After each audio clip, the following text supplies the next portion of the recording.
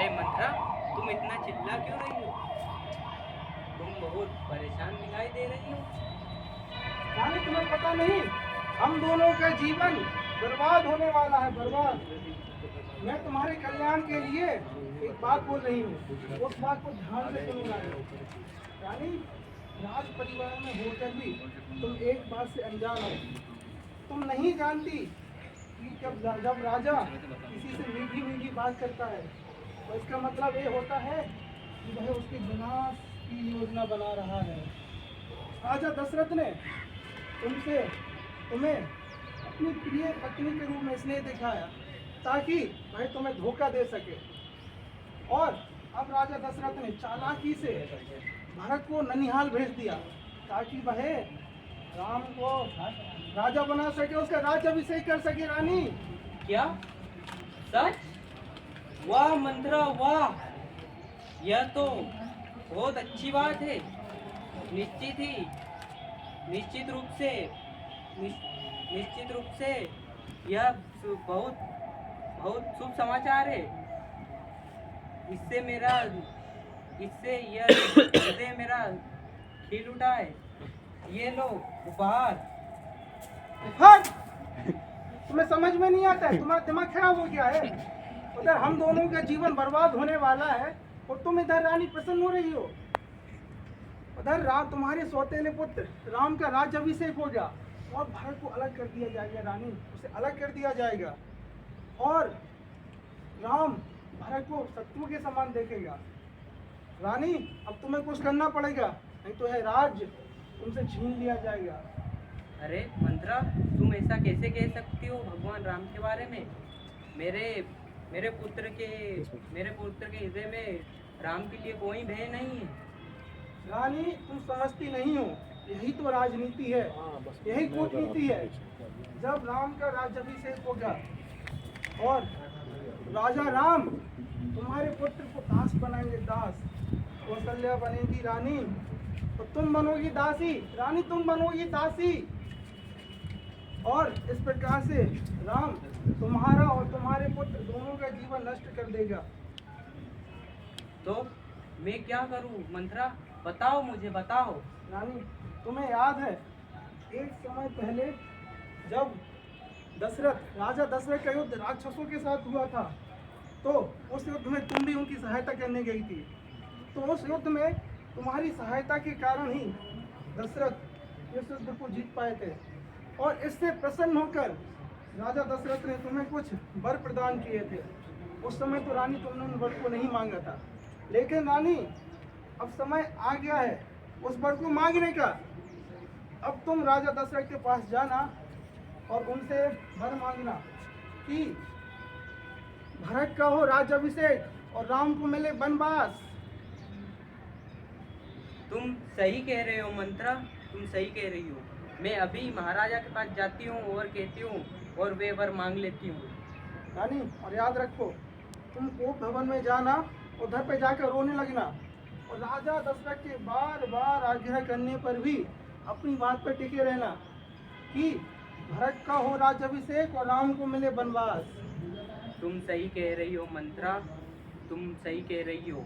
महाराजा ने मुझे अभी तक धोखे में रखा हुआ है और तुमने मेरी आंखें खोल दी। जब मेरा पुत्र भरत राजा बनेगा तो मैं तुम्हें बहुत सारे उपहार दूंगी।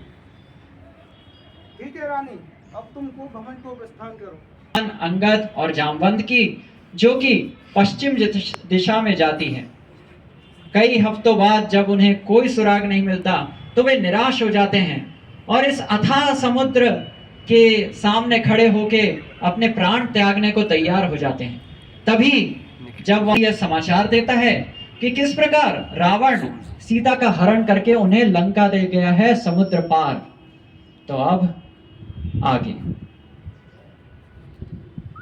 हे वानरों, हम में से कोई है जो इस समुद्र को पार करके सीता माता का समाचार ला सकता है? अगर हम में से कोई ऐसा है तो अवश्य हमें बताएं। हे युवराज, मैं प्रभु श्री राम के लिए केवल 50 योजन ही छलांग लगा सकता हूँ, कृपया मुझे क्षमा करें।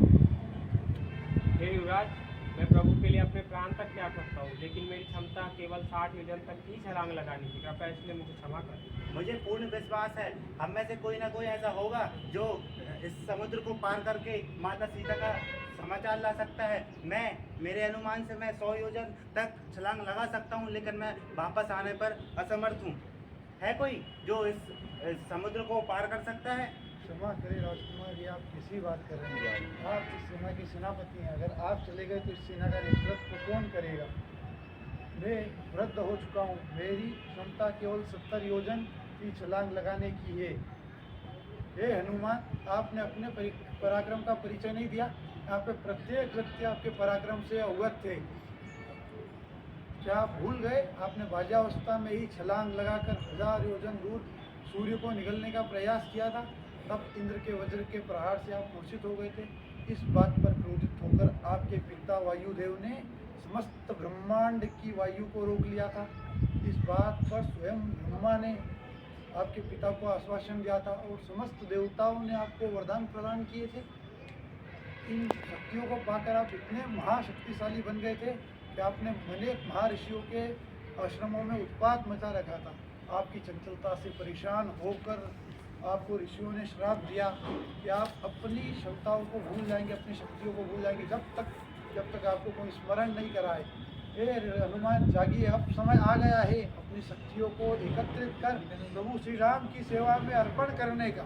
जागो, जागो, जागो, जागो, जागो, हनुमान, जागो। जागो।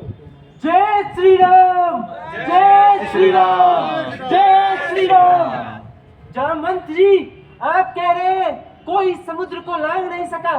मैं खेल खेल में इस समुद्र को लांग जाऊंगा उस पार, और बड़ी सहजता से वापिस आ जाऊंगा।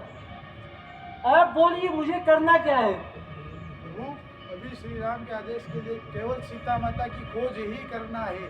इसके पश्चात आप आते हैं, जो श्री राम का आदेश होगा हम उनकी सेवा मानकर अपने प्राण तक न्यौछावर करने के लिए तैयार हैं। आप कहें तो मैं लंका जाके रावण को मसल के मार दूं, और कहें तो लंका को उसकी सेना समेत पकड़ के यहाँ लाके मार दूं, और कहें तो पूरी लंका को हाथ में उठा के आपके चरणों में रख दूं। नहीं हनुमान, नहीं। हमें सिर्फ श्री राम का आदेश है कि हमें सिर्फ माता का समाचार लाना है। हमें अभी कुछ नहीं करना है। श्री राम की इच्छा से होगा जो भी होगा।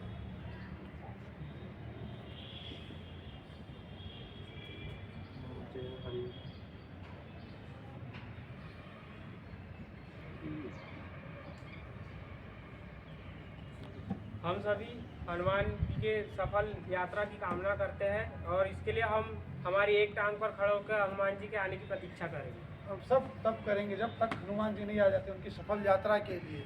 जय जय श्री राम, जय श्री राम, जय श्री राम, जय श्री राम, जय। ठीक है, तो मैं जल्दी से आप लोगों के सामने ये प्रस्तुति का बताना चाहूंगा कि किन किन ने इसमें अलग अलग किरदार निभाया।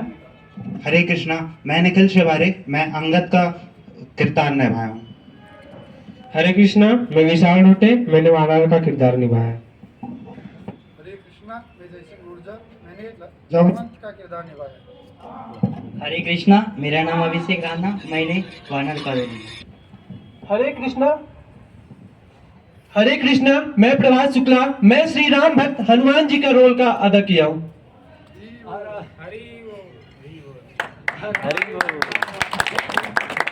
हरे कृष्णा, मेरा नाम स्वरदीप है और मैंने अभी जस्ट मंत्रा का रोल प्ले किया था। हरे कृष्णा, मेरा नाम नारायण शर्मा है और मैंने माता कैकेयी का रोल प्रस्तुत किया था।